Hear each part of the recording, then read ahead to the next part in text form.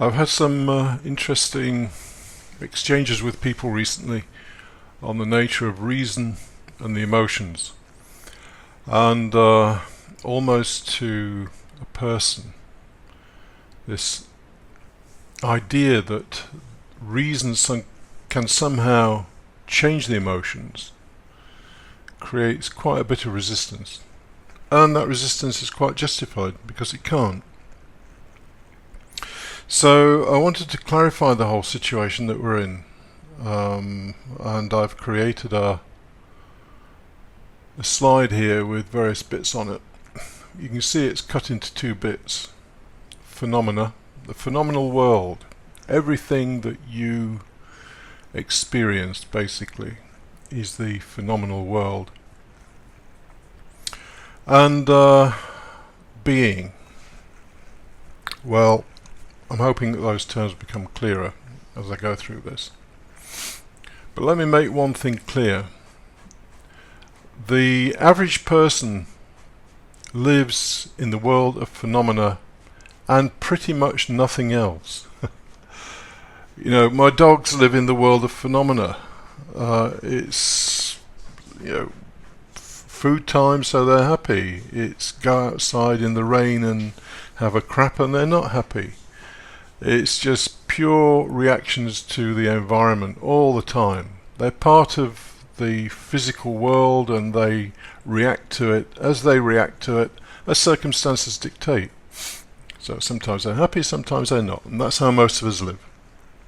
Things going well and we're happy, things not going well and we're unhappy. This world of phenomena is a world of doing. So if your roof is leaking, you will go and fix it. I assume anyway. If you have an infection, then you'll go to the doctors. It's just this continual world of doing, a world of cause and effect, a world of trying to order things to our own best advantage most of the time, and so on and so forth. It's a world where really there's no reflection, and I think it was Socrates who said the unexamined life is not worth living. Well, I think quite a few people enjoy living an unexamined life, but it does have its problems. You can live an unexamined life reasonably well as long as things go, kind of okay. When they're not going okay, then you will suffer. And whether they're going okay or not will be down to luck at the end of the day. You can't determine whether some unfortunate thing's going to happen or whether, next week you're going to win the lottery or whatever. You just can't predict those things. So as far as we're concerned, this world of phenomena is driven by desires and appetite. The primary desire, as I've said many times, is the desire to exist, the desire to survive. And that drives pretty much everything else. And you can see a little picture there of what looks like a little girl who's not too happy. The emotions, in the main, derive from this desire to exist. So things are going well and you're happy, things not going well and you're unhappy. It's all kind of mechanical. Spinoza said the emotions are nothing special. They are just reactions to the environment. If we're affected in a good way, then great. And if we're not affected in a good way, then we think things are bad. It's all mechanical. It's just like a big machine churning along. This observable world, the physical world, existence. And it produces mechanical suffering or mechanical happiness. But there's nothing going on there that is basically looking at what's happening. This is one way to live.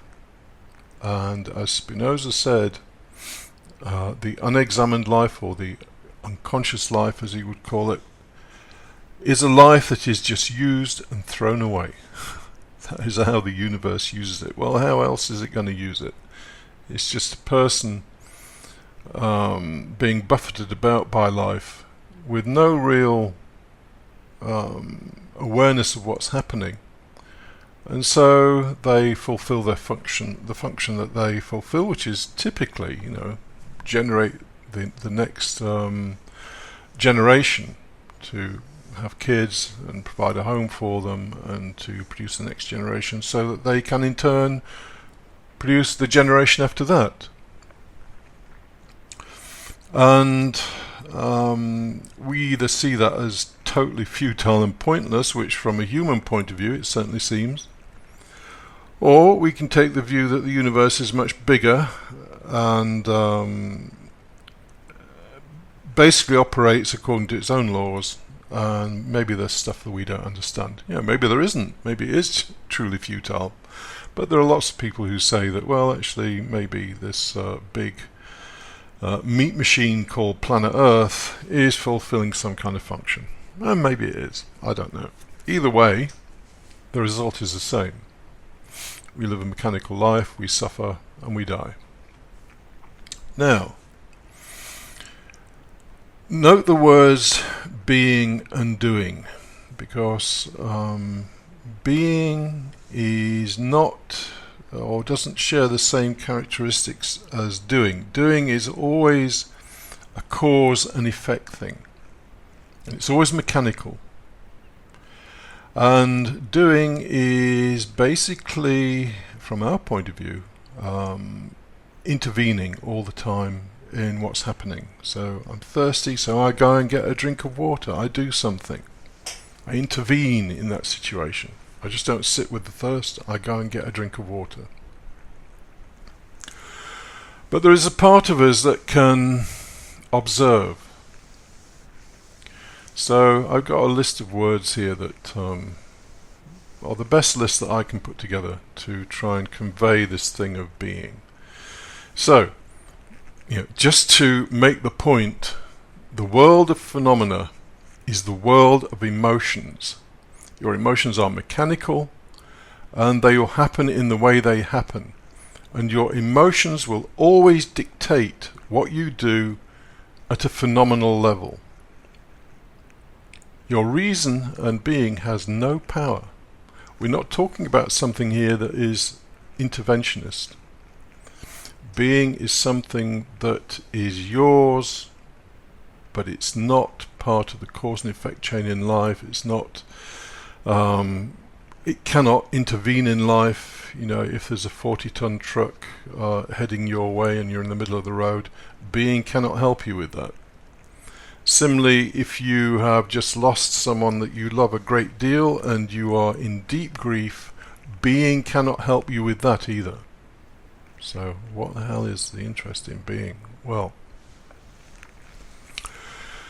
you can see probably there's a very thin blue line dividing doing and being. And I'll get onto being in some detail in a moment, but there's a very thin line dividing them. The guy who first brought Zen to the West, DT Suzuki I think it was asked, well, what is the result of all these years of Zen training? And he said 2 inches of separation. That 2 inches of separation is everything.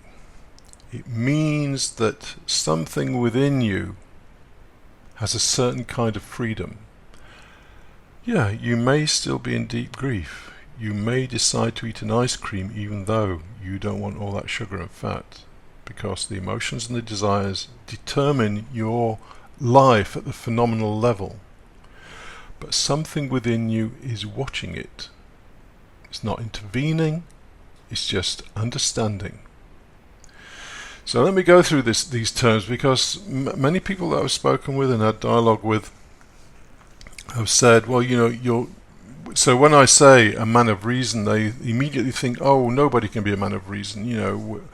Reason has failed us terribly as a mechanism to try and address the problems of the world. Well, yeah, reason is a personal thing. It's not something out there that's going to change the world. The world will go the way it goes. And you have authors like John Gray, who I really rate. He wrote a book called Straw Dogs, and in fact I think I've got a podcast somewhere about that book. But he's saying, well, reason hasn't got us anywhere. Well, no, of course it hasn't got us anywhere. That isn't the role of reason. And when I say reason, I'm not talking about reason as applied to the world. Reason means that we're not all suffering from toothache and infested with parasites and die from trivial infections, and we live in, most of us anyway, live in warm, safe houses and so on and so forth. I'm not talking about that kind of reason. The reason I'm talking about is the ability to form ideas or to create an understanding of how the world works. That understanding does actually have a certain amount of power, but I'll come on to that in a moment too. So, when I talk about reason, I'm talking about something that is personal to you. It has no power. All the power is in the phenomenal world. How strange to have something that has no power. Reason has no power to change anything. And again, this is, Spinoza is classified as a rationalist, but he said in one of his works, reason has no power to change anything. So,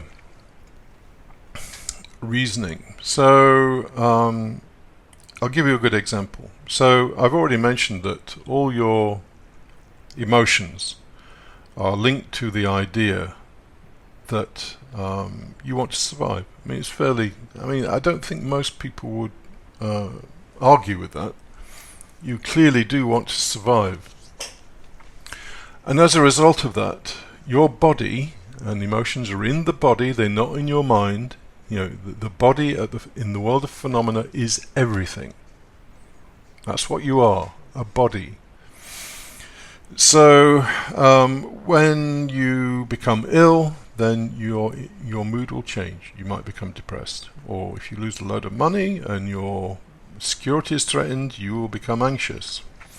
If you win a load of money, you'll become happy. I've been through over this many times in other podcasts, and it's pivotal, it's central. If you understand this, and here we are talking about the understanding, then you will create a certain little bit of space between what is going on in the world and what is happening within you. That 2 inches of separation. By the way, I should say that 2 inches of separation can take a lifetime to create. And even then, you will get breaches. So when something truly awful happens, you will be affected. And no amount of your being may be swamped by the world of phenomena. But even so, in many situations, your being will give you a certain kind of inner freedom. There's a certain level of inner freedom got from understanding that when you are happy, it's because your body is just saying, I like this, I like having lots of money, I like having a good meal, I like good sex, I like, whatever it is. Anything that's to do with survival and procreation and all that stuff. And the art of this, of course, is to be able to observe that. Literally just when you are in the heights of euphoria, just to be able to step back a little bit and just say, oh yeah, I'm like this because my body likes this. I've just been awarded a fucking Nobel Prize or something, and I'm famous and everybody likes me, and my existence is more assured. Equally, when you're down, then you just step back a little bit from it and just say, oh yeah, I'm really depressed because I've lost my job or whatever it is. Now, you can only observe your emotional state if you sense it. And I'll put a link at the bottom to an article that I've got on the website, the Corporeal Fantasy website, called Practice, Sense, Observe, Understand. And that's how it goes. You have to be able to sense the emotions in your body if you want to observe them. Otherwise, you're just in your imagination. Your emotions are in your body, so you need to be able to sense your body. I mean, it's as simple as that, or as difficult as that actually. But anyway, so there are things you can do to fine-tune your sensitivity to your body so that you can observe its state. And then you need to understand, well, why do I feel pissed off? And I've just given some examples of that, so I'm not going to go through it all again. But the really important thing here, and the book on self-observation by Red Hawk sort of majors on these points, when you're observing, you do not try and intervene. You know, if you're pissed off, you just experience the feeling of being pissed off. Don't try and say to yourself, well, being pissed off is wrong, I should be happy. Just experience that feeling of being pissed off. Get really into it. And again, it's in your body, so your attention needs to be in your body. So all of this is within you. You know, you're not modifying anything in the world at all. In a sense, you're not interested in the world. The world can go fuck itself. It can do whatever it wants. You are literally just sat there looking, trying to apply reason to what is happening in terms of, for the sole reason of creating a correct understanding of what is happening. An understanding has power. It has the power to free you. The more you understand, the more free you will be. But it's absolutely crucial that you do not try and intervene in the world from the level of being. That is not what being is about. If you are intervening, you are doing, and you are back in the world of phenomena. So, I mentioned the book by Red Hawk. You know, he mentions not intervening and also not judging. You know, if you are angry, then you are angry. End of story. You know, if your mum told you that being angry was wrong, or you read in a book that being angry is wrong, then you know, you just need to realize that any emotion you have is your authentic response to the environment.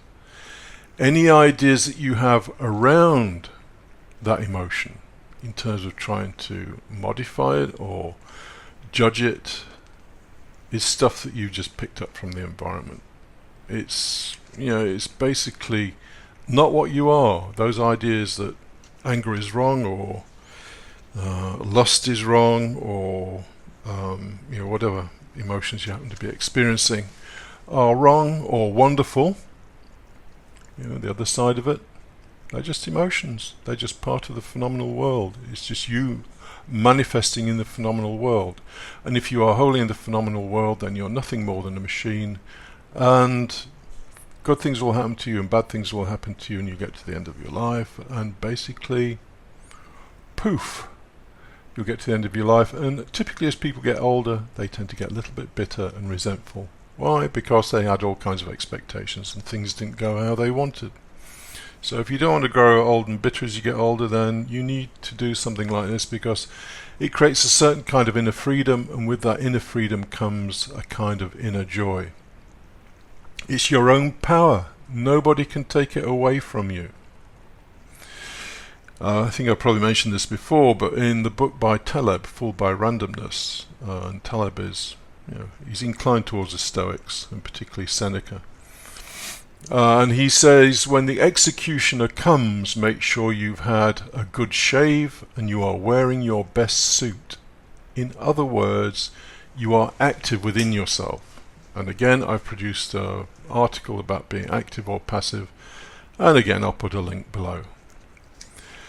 Anyway, the thing to take away from this is, if you are doing, you are in the world of phenomena. If you're trying to change something, you're in the world of phenomena. If you are literally just observing, trying to understand through reasoning, sensing, not intervening, then you're in the world of being. And most people don't have a world of being. So I know I'm appealing to a very small audience here. Anyway, hope that's useful.